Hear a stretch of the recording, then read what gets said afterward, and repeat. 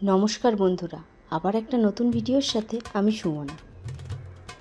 গীতার দ্বিতীয় অধ্যায়ের 8টা শ্লোকের বিশ্লেষণ আমি আগের ভিডিওগুলোতেই করেছি।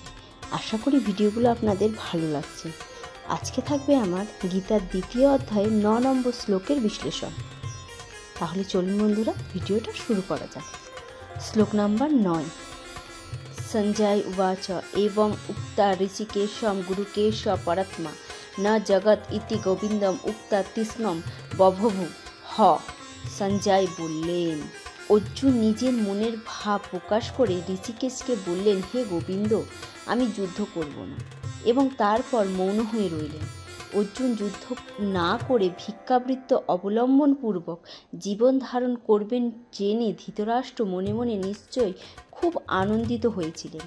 কিন্তু অর্জুন হচ্ছেন পরমাত্মা, অর্থাৎ শত্রুর বিনাশকারী, যে তা উল্লেখ করে সঞ্জয় তাকে পুনরায় নিরাশ করেছিলেন। যদিও অর্জুন পারিবারিক বন্ধনে বশীভূত হয়ে সাময়িকভাবে মোহাচ্ছন্ন হয়ে পড়েছিলেন, কিন্তু তারপরেই তিনি পরম গুরু ভগবান শ্রীকৃষ্ণের চরণে শরণাগত হয়ে তার শিষ্যত্ব বরণ করেছিলেন। এটির অর্থ ছিল এই যে অর্জুন শীঘ্রই পারিবারিক বন্ধনের মোহ থেকে বেরিয়ে এসে শোক মুক্তি হয়ে যথার্থ আত্মজ্ঞান লাভ করবেন এবং তারপর যুদ্ধে আত্মনিয়োগ করবেন।